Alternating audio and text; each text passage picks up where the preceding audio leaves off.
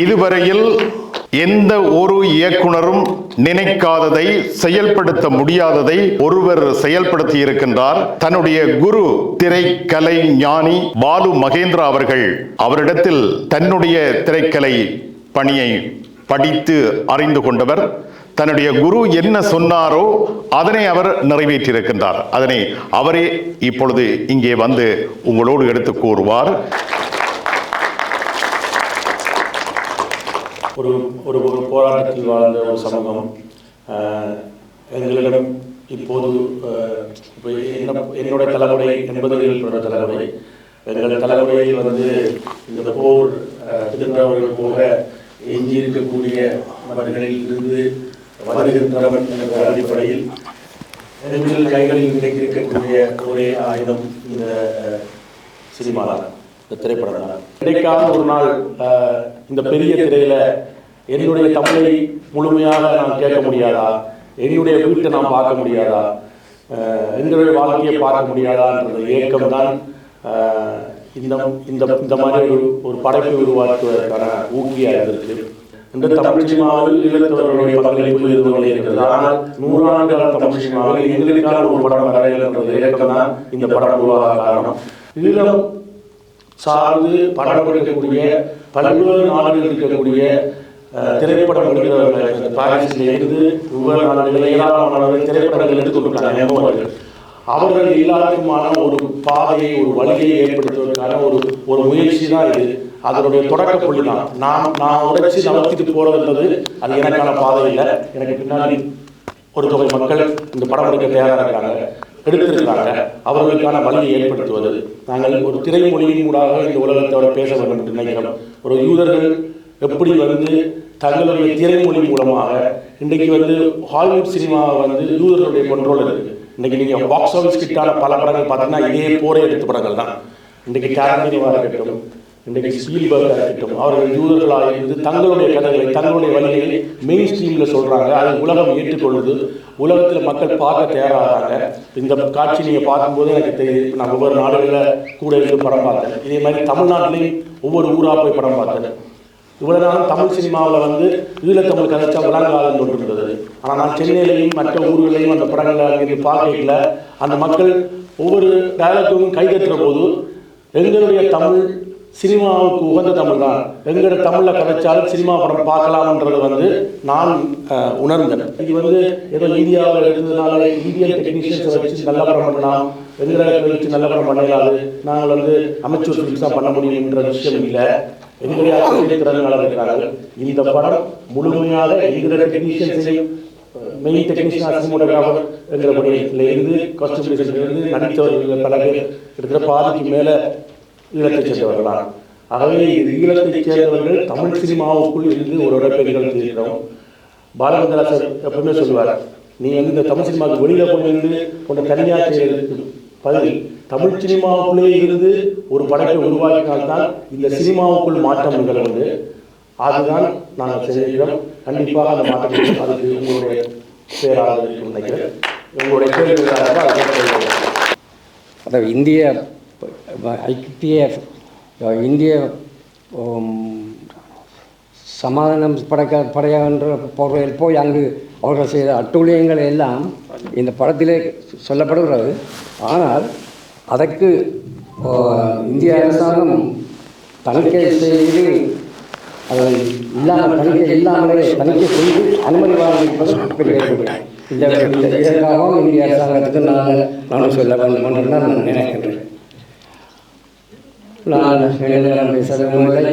நண்பர் நமசிவாயம் அவர்கள் இங்கே வந்தமைக்கு நான் பாராட்டி தெரிவிக்கின்றேன்.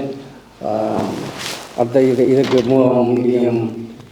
ஒருவர் என்ன பேர் சொன்னீங்க, இந்த இதுக்கு எல்லாம் கார்த்திக் சுப்ராஜ் அவர்களுக்கும் இந்த நேரத்தில் பாராட்டு தெரிவிக்க வேண்டும். ஈழத் தமிழ் மக்கள் நன்றி. திரு சோமகிரன் அவர்களுக்கும் திரு கார்த்திக் சுப்ராஜ் அவர்களுக்கும் இந்த படத்திலே என்னை அழைத்து நல்ல முறையில் என்னை பேணி படம் வரும் என்று சொல்லி 2 ஆண்டுகளாக பொறுத்திருந்தோம். படம் வந்துட்டு நீங்கள் பார்த்துவிட்டீர்கள். ஆகவே சோமியாளுக்கும் நன்றி சொல்லி கார்த்திக் சுப்ராஜன் அவர்களுக்கும் சொல்லி சோமிதரன் கரைதேவன் என்ற ஒரு படத்தில் இருக்கிறார். அது இங்கே பிரான்ஸில் தான் 25 படங்களில் முதல் படமாக வந்ததுன்னு சொல்லி எஸ்கே ராஜன் எனக்கு டெலிஃபோனில் சொன்னார்.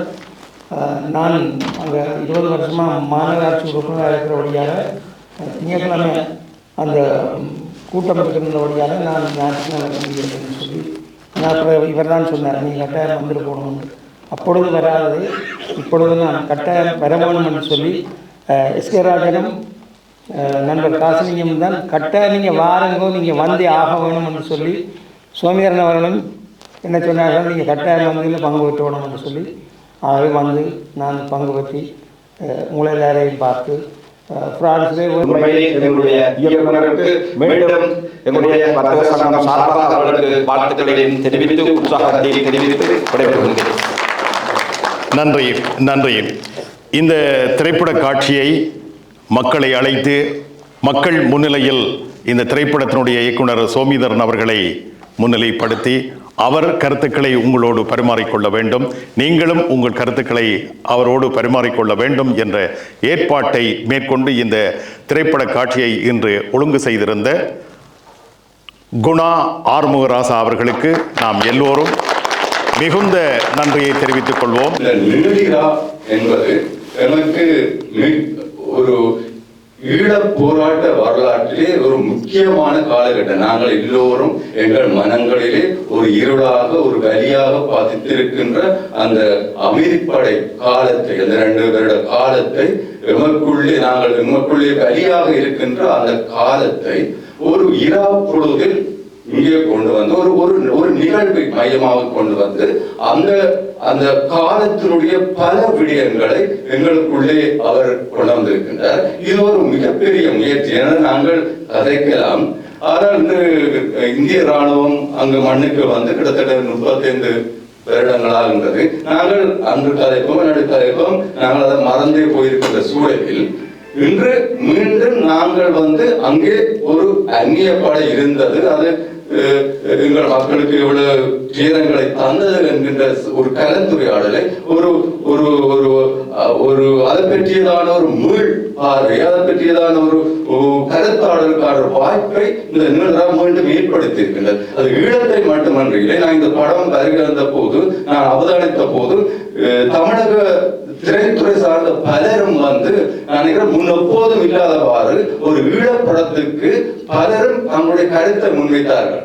குறிப்பாக அந்த அதில் கருத்து சொன்ன பலர் பார்த்தோம்னா அவர்கள் எல்லாம் இந்திய தேசியத்தை நேசிக்கின்றவர்கள். அவர்களை எல்லாம் வந்து அதை உழைத்துக் கொண்டு வந்து இந்த படம் குறித்தான கருத்தை சொன்னார்கள். இது ஒரு மிகப்பெரிய வெற்றியை தான் நான் பார்க்கிறேன்.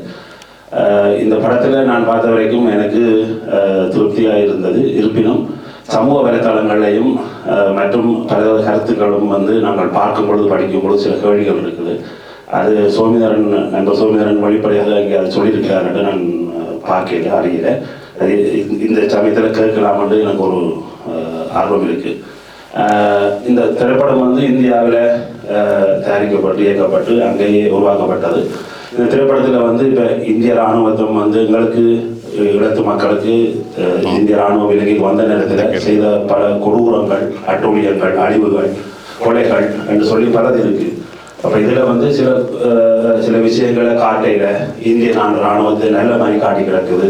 அவைகளில் இதில் பெரிய கொடூரமான விஷயங்களை செய்யலை, சமரசம் செஞ்சிருக்குது. அதனால தான் இந்த திரைப்படம் வந்து தமிழகத்தில் வந்து சென்சார் வந்து விட்டுருக்குன்னு சொல்லி ஒரு பொது தளங்களில் ஃபேஸ்புக்கில் ஊடகங்களில் வந்து போகுது, நான் பார்த்துருக்குறேன். அது நான் நேரடியாக காய்ச்சி கொள்ளலாம். இந்த இடத்தையே கேட்குறேன்னா அவர் பொது வழியில் அப்படி ஒரு அறிவு அவருடைய கருத்தை சொல்லுவார் இருந்தால் அப்படியான கேள்விக்கான பதிலாக இருக்கும்.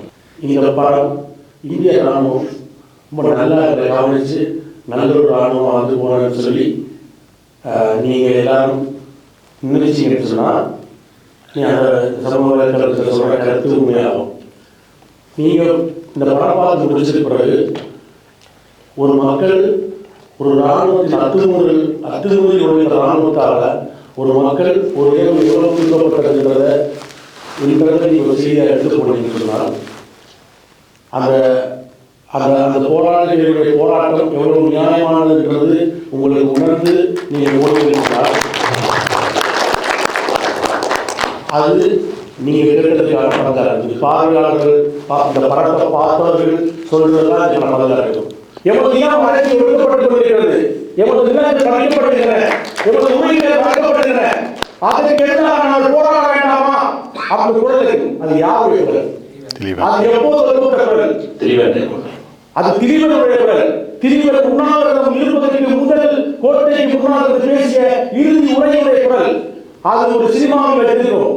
அதை நீங்க யூடியூப்ல போட்டீங்கன்னா கட் பண்ணிடுவாங்க, இன்னைக்கு பேஸ்புக்ல போய் கட் பண்ணிடுவாங்க, இன்ஸ்டாகிராம்ல தூக்கிடுவாங்க சொல்லப்பட்டா. ஆனால் ஒரு சினிமாவில் வச்சிருக்கோம். இந்த குரலை தெரியாதவர்கள் இருக்கக்கூடிய கேள்விதான் வாசி நீங்க சொல்ல கேள்வி. திரிவனுடைய குரலை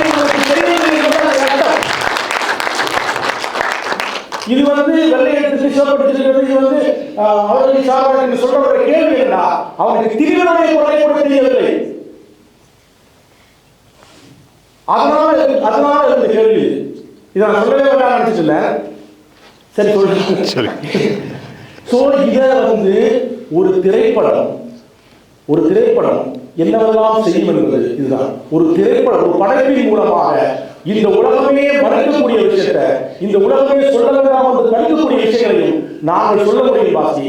அதனால்தான் நாங்கள் எல்லாரும் திரைப்படத்தின் மூலமாக பேசணும். திரைப்படம் என்பது இந்த எங்களுடைய சமூகத்தின் செய்திகளை இந்த உலகத்துக்கு சொல்வதற்கும், எங்கள் போராட்டத்தை தக்க வைப்பதற்கும், எங்கள் இனத்தை தக்க வைப்பதற்குமான வலிமையான ஆயுதம். சொல்லப்படாத நிறைய விடயங்கள் இருக்குது. இப்போ விடியல் இல்லாத ஒரு இரவு மாதிரி, மாப்பிள்ளை இல்லாத ஒரு கல்யாணம், அதே மாதிரி போர்ல ராணுவத்தை, எங்களுடைய எதிரி ராணுவத்தை காட்டாத ஒரு போர், அது மூலமாக நிறைய விடயங்களை, நிறைய சொல்லப்படாத நிறைய விடயங்கள் இருந்தது. அது ஒரு டெக்னிக்கலான ஒரு ஒரு அப்ரோச்சை நான் பார்க்குறேன். ஒரு சாஃப்டான ஒரு அப்ரோச்சா சொல்லி விமர்சனம் வச்சாலும், ஆனால் அது ஆழமா எங்களுக்கு அது நிறைய கருத்துக்கள் சொல்லுது. எக்ஸாம்பிள், அந்த எங்களோட டயஸ்போரா கம்யூனிட்டியில வாழ்ற எங்களை மாதிரி இந்த ஜெனரேஷனுக்கு, நானும் 80s பிறந்து அந்த காலகட்டத்தில் அங்கே வாழ்ந்து இந்த காலகட்டத்தில் நம்ம இங்கே வந்தோம். அதில் அந்த எக்ஸோடஸ் சொல்லியிருந்தீங்க, எப்படி அங்கே படிக்க முடியாமல் மருத்துவராக படிக்க எண்ணி அது கோட்டை விட்டது போரால ஆயுதம் தூக்கு தள்ளப்பட்ட அந்த இளைஞருடைய கதை. ஒருவேளை அந்த ரூமுக்குள்ள கனகாலமா வைத்தியமா கூட்டிக் கொண்டிருந்த அந்த பெண் இலங்கை ராணுவத்தாலேயோ அல்லது இந்திய ராணுவத்திலேயோ பாலியல் வன்புணர்வுக்கு தள்ளப்பட்டவராக இருக்கலாம். அப்ப இதெல்லாம் சொல்லப்படாத நிறைய விடயங்கள் இருக்கும் போது சொல்லப்பட்ட விடயங்களை பிழையை கண்டுபிடிக்கிறது எனக்கு இதுல தெரியல. எனக்கோ பத்தி கழிச்சு கொண்டிருந்தோம். இங்க இருக்கிற எங்களுக்கு சொல்லப்படாத நிறைய விடயங்கள்ல நிறைய மெசேஜ்கள் இருக்கிறத நம்ம பார்க்கிறோம். இந்த துணிச்சலுக்கும் இந்த சாய்ஸுக்கும் வாழ்த்து. La Chapelle, et je suis aussi un technicien de cinéma, donc je voulais voir un film tamoul, et je voulais dire au réalisateur que j'ai trouvé que son film était vraiment très très réussi, techniquement, le jeu des comédiens, et je suis très très content, et en plus il y a un message de paix et de réconciliation. J'ai pas compris tout ce que vous avez dit, mais un petit peu, comme je vis un peu au Sri Lanka, en vivant à la Chapelle, mais vraiment j'ai trouvé le film formidable, et le huis clos, les comédiens, le scénario, la lumière, toujours la nuit, etc. J'ai trouvé que c'était très très beau. Voilà. திரைப்படத்திலையும் அவர் திரைப்பட கலைஞராக இருக்கு அப்படின்னால ஒரு படம் பார்க்கணும் அப்படின்னு நினைச்சிட்டு வந்தவராம். அவர் இந்த படத்தை பார்த்து மிகவும் பாராட்டுறார். உங்களுக்கு அந்த ஒரு மூடி இடத்துக்குள்ள எடுக்கப்பட்ட ஒரு கதையை அதை பார்க்கிறேன், மிகவும் நல்லா இதா இருந்து. நான் கிட்டத்தட்ட ஸ்ரீலங்காலே வாழ்ற மாதிரி லாஸ்ட் பேட்ல வாழ்ந்து கொண்டிருக்கப்படினால ஸ்ரீலங்காவுக்கு போயிட்டு வந்த மாதிரி ஒரு உணர்வு எனக்கு இருந்தது அப்படின்னு உங்களோட டெக்னீஷியனா வாழ்கிறார். இன்று இந்த பாரசீக புலம்பெயர் தேசத்திலே வாழுகின்ற அமைப்புகள், பாடசாலைகள் தயவு செய்து நீங்கள் இந்த திரைப்படத்திற்கு எம்மவர்களை அழைத்து வந்து இந்த திரைப்படத்தை கண்டிப்பாக நீங்கள் காட்ட வேண்டும். இளைஞர்கள் என்று சொல்கிறார்கள், ஆனால் இளைஞர்கள் யார் இதில் இருக்கிறார்கள் என்று சாதாரணமாக போட்ட படத்தை திருப்பி போடுகின்ற பொழுது திரையரங்கம் அதிர்கின்றது. அணில் வந்தால் 10,000 சனம் வருகின்றது. எங்களுடைய படைப்புகளுக்கு தினமும் கெஞ்சிக் கொண்டே இருக்கின்றோம். தினமும் கெஞ்சிக் கொண்டிருக்கிறோம். இந்த கெஞ்சலை நிறுத்த வேண்டும். தரமான படைப்புகள் வந்துவிட்டது. தயவு செய்து இளைஞர்களே இந்த படத்தை நீங்கள் பார்க்க வேண்டும். இது பார்த்தால் தான் தெரியும் நமது ஊரில் இப்படியெல்லாம் நடந்திருக்கின்றதா என்பதை. ஆகவே தயவு செய்து என்னுடைய ஒரு சிறு கட்டளையாக சொல்கின்றேன். புலம்பெயர் தேசத்திலே வாழ்ந்து கொண்டிருந்த அமைப்புகள் இந்த திரைப்படத்தை நிச்சயமாக பல தடவை எமது இளைஞர்களுக்கு காண்பிக்க வேண்டும். சோமிதரன், நீங்கள் சிறந்த இயக்குனர். இந்த திரைப்படம் மூலம் அங்கு நமது மக்கள் அனுபவித்த கஷ்டங்களை, துன்பங்களை இன்று நான் நேரடியாக பார்த்து உணர்வு பெற்றேன். இதனால் சோமிநாதன் அவர்களுக்கு இந்த திரைப்படத்தை கொண்டு வந்ததற்காக இந்திய ரூபாயில் 1,00,000 ரூபாய் நான் கொடுக்கிறேன்.